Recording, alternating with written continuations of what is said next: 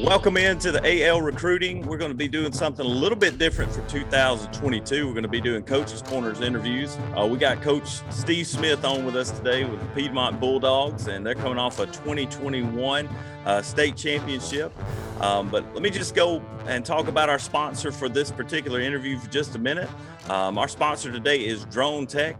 They have drone power tether, up to 7 hours of flight time, and they have unlimited flight time with a power cord.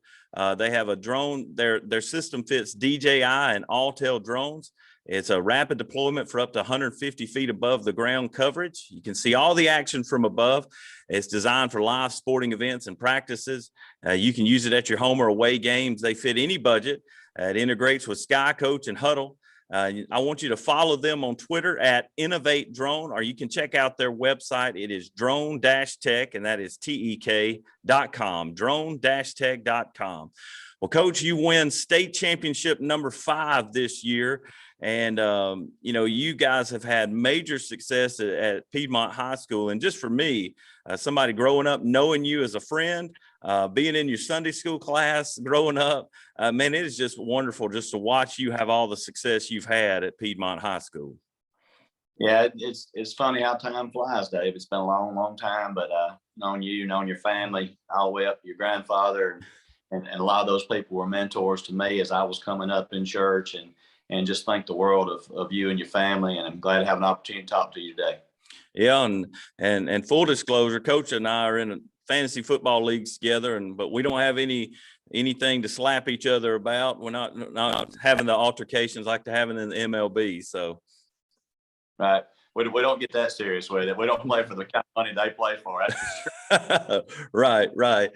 Well, Coach, one of the things that was kind of revealed in fantasy football, just in one of our chats, and with another guy, Brian Dorsett, who's a friend of both of ours, and we kind of found out something interesting. This is you don't have spring football, and I think it'd be one thing if it was coming from a guy who hadn't had a lot of success, but winning 5 state championships and doing something so different, I think is very unique.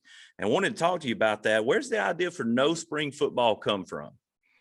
Well, it's part of my philosophy on what I think high school sports ought to be about.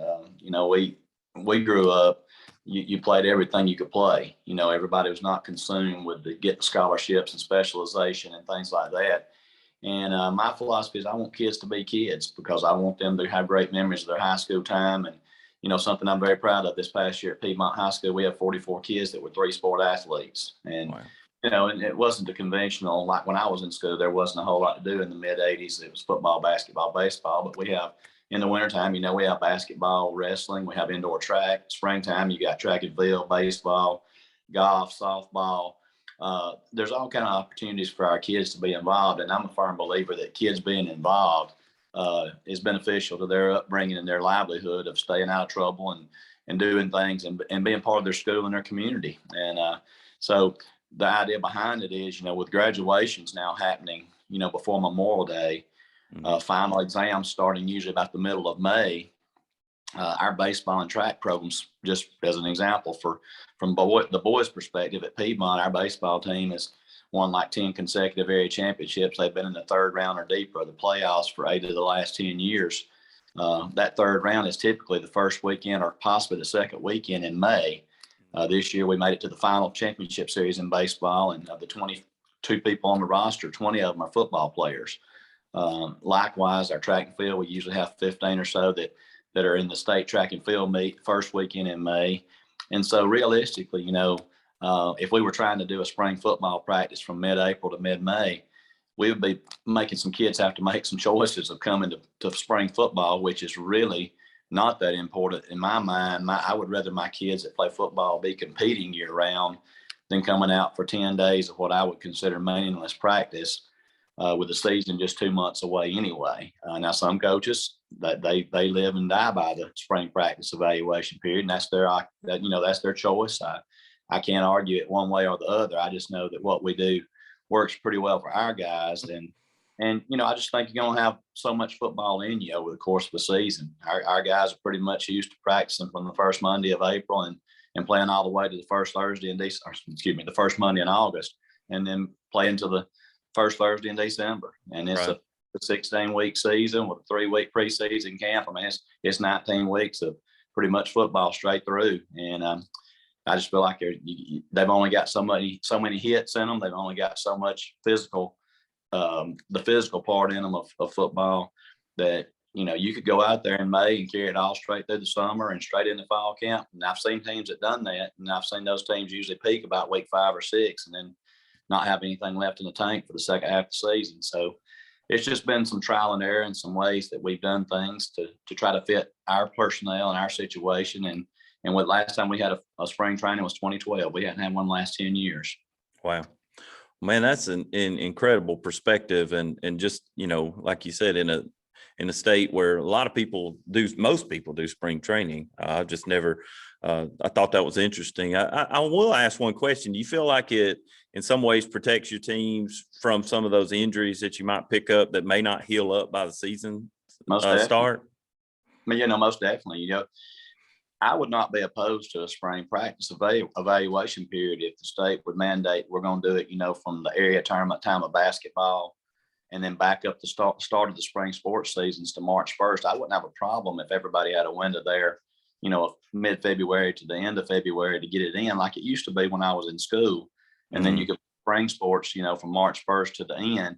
Problem with that is the calendar, they don't want to stretch any of the playoffs into the month of June. And so you really wouldn't have time if you did that with your spring sports. But from an injury standpoint, you have a kid that, I'll just use a broken ankle. You break an ankle in February and that kid's back usually by fall camp in August. You have a kid break an ankle the 10th of May, and more than likely that kid's, if you're lucky, he's back mid-season to the latter part of the year. Then it's time to try to get him in football condition. To me, one of my biggest pet peeves is I hate losing a kid to an injury during practice. Yeah. That's tough. That's tough enough during the season. I really have a hard time swallowing it in May. But again, I'm not saying that what we do is right for everybody. Everybody make their decisions for their program based on, a lot of times if you got a coaching change coming in, you want to have a spring evaluation period. But it's worked pretty good for us. And I don't have kids that feel like they're getting tugged in multiple directions. They passed a rule in Alabama a few years back that you can work with your kids out of your season for like 2 hours a week. We don't even do that at Piedmont just because I don't want kids feeling like they can't play baseball, can't run track, can't wrestle, can't play basketball because the football coaches want them on the field 2 hours a week. I feel like we get plenty of football during the football season, and that's just my opinion. Yeah. Well, man, I appreciate you sharing with us, and it's just awesome to hear a little bit different perspective. I think it'll be interesting for our listeners to kind of hear from somebody that is successful and is doing something different. But, man, thank you. Let me interrupt you on that, David. Yeah. I will say 2 years ago, the state of Alabama, it's becoming a little bit more and more common what we're doing. Alabama did, 2 years ago, pass a rule for high school football that if you choose not to have a spring, they let you start 1 week earlier in the summer. In Alabama, the start date has always been the first Monday in August. It didn't matter if it was the first, like it's going to be this year, or if it was the 7th, like it was a couple years back. You could start practice on the first Monday in August. Now then, they've told us that if you don't do a spring practice, you can start 1 week earlier. And there are a lot of coaches that have wanted to do that. Even with that rule change, we still start the first Monday in August because that last week of July has always been a vacation week for our players, coaches, and all that. And I didn't want to change that. But there's several people that, that have taken advantage of that new rule and decided to start 1 week earlier in fall. And, because of the stuff that most people do during the summer anyway, you're getting a lot of installation, a lot of your walkthrough stuff done when you get through lifting weights on those Tuesday and Thursday nights in June and July. You start practice a week earlier. A lot of people have gone to that option over the last 2 years, and they seem to like that. Cool. Well, man, thank you so much for sharing that, a little bit about your program. Coming up next on our next segment, we're going to talk about some players that you need to watch out for at Piedmont High School in 2022.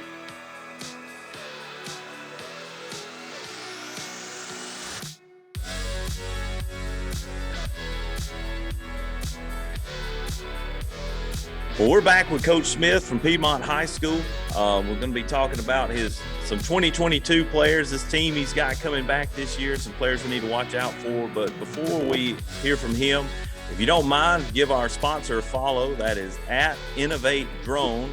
or you can check out their website, drone-tech, T-E-K, drone-tech.com. Drone Tech's our sponsor, and we're so thankful for them. But again, Coach, you got a target on your back, 5th state championship. You win one last year. Tell us a little bit about your team you got coming back, some players that we need to watch out for, and some coaches need to be looking at.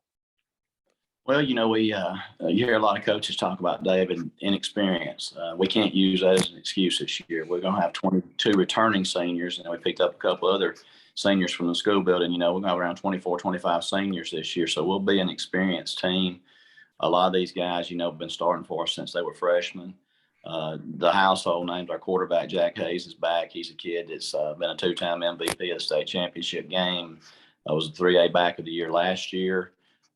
He's one of those kids that the only thing that really is restricting him from a recruiting standpoint, he's 5'11", 200 pounds. A lot of people are looking for the guys that pass the eye test on the height and all that stuff. But I wouldn't trade him for anybody's quarterback in the state, just to be honest with you. He's a great player, and he's getting a lot of looks. A lot of people that are showing interest in him, but, at this time he doesn't have any offers in football.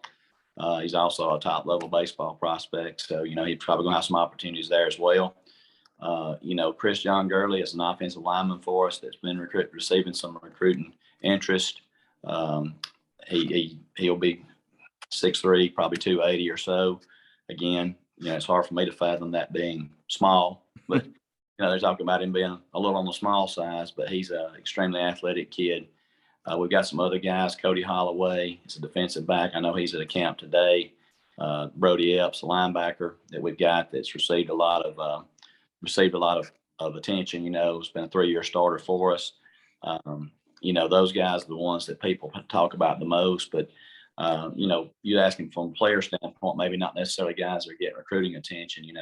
And Connor Williams being a kid, he's in his 4th year of starting for us on the offensive line. A lot of experience there. Defensively, we've got our entire defensive front back. Trent Young will be a senior, and then Fisher Adams and Chance Murphy will both be juniors.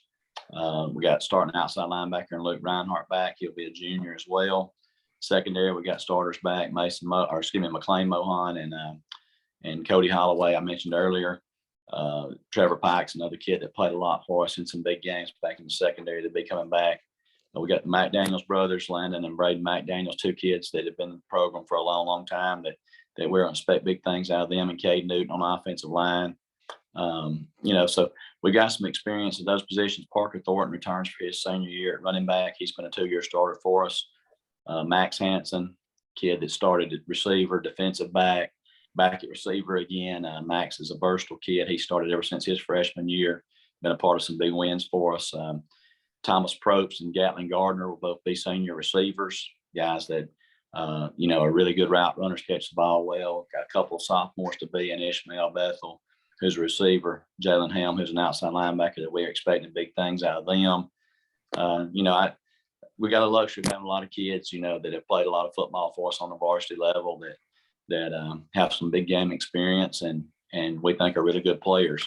From the recruiting standpoint, that's a whole probably different segment. That's probably something I could talk about for a long time, but it is frustrating from a recruiting standpoint because we've got kids that buy into that team first philosophy, that team first mentality, play where they got to play. We don't start kids on both sides of the ball, which is rare for a 3A school. Mm-hmm.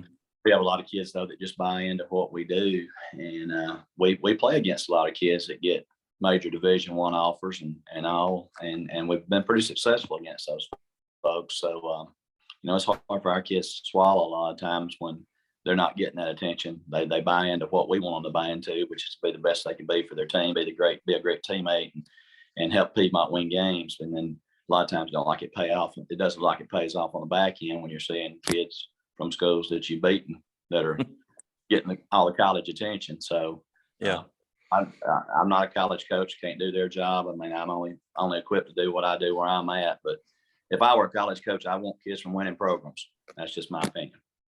Well, man, I'm with you, and part of what I do is, I talk to coaches and kids all over the state, and I'll just say this: I don't think colleges do a great job of recruiting the talent that's in East Alabama. on that north, especially northeast side. I mean, there's teams all over. Today I'm going to be talking to another coach, Miles Holcomb at Southside. I mean, there's players at Hoax Bluff, Alexandria, Piedmont, Cherokee County. Just on and on and on. And they not play at the biggest schools, but there's talented kids all over that little pocket of Alabama. You're right, and everything's usually a copycat league. The stuff from the NFL typically trickles down to the college game. College stuff trickles down to the high school game, and I don't think there's any secrecy to the fact of where most of the NFL draft picks come from. I mean, if you look at the SEC dominates the draft, the players in the doesn't mean that all the players in the league come from the southeastern part of the United States, but a vast majority of them do, and a vast majority of the ones that get picked up in the draft and are highly touted come from usually the same 15 to 20 programs a year in the college level. You will find some outliers in some different places, but most of the time those same kids have been part of the most successful teams in college. I think there's a reason that Alabama and Georgia and people like that have the most draft picks. They're coming from the teams that's been most successful. But, I was sharing with somebody else on a radio interview a couple of weeks back. Since the AHSA went to 6 classifications in 1984, there have been more state champions and state runner-ups combined from DeKalb County down Highway 9 through Cherokee, branching off into Etowah, Calhoun, Cleburne, and Clay counties. A strip from DeKalb County down to Clay County, just the eastern side of the state of Alabama, northeastern part. More state championships and state runner-ups in that time period than from the Huntsville area, the Birmingham area, the Montgomery area, or the Mobile area. Wow. So I think you're on to something when you talk about the level of football that gets played in this northeastern part of the state of Alabama. I think it's vastly overlooked. I think there's a lot of great players that wind up going to a D2 or an NAIA or maybe even a D3 type school, and a lot of people miss on those guys because we're not in those big city markets. Yep. Well, it's spot on. And I just tell you, if a coach would do well to recruit that area, they're going to get talent, they're going to get players and build relationships, because I just say this, and know it from other coaches, man, they're starving for guys to be at practice, to watch them play. And you could get to multiple practices in one day of some quality football teams. But, and just, I'll say it, be at Piedmont High School, go there. There's players there. They got seniors there. If you look, and I always get messages from you guys asking me, hey, where can I get some players? I need some help. Well, right here is a perfect example, and I'm sure you'll let them on and be at practice and watch. So we welcome anybody. Absolutely. Well, Coach, thanks so much for being on with us today. We appreciate you, and I appreciate you as a friend. All you've done for me in my life, and just as a mentor and example, somebody that lives out his faith. And I'm so thankful for you. Wish you nothing but the best in 2022. Thank you, Dave. Good to talk to you, buddy. Yep. Thank you all for listening today. Visit our sponsor, Drone Tech, and we will be back with some more interviews. And follow our page, subscribe to our page, and that helps us keep this going. Thanks so much, guys.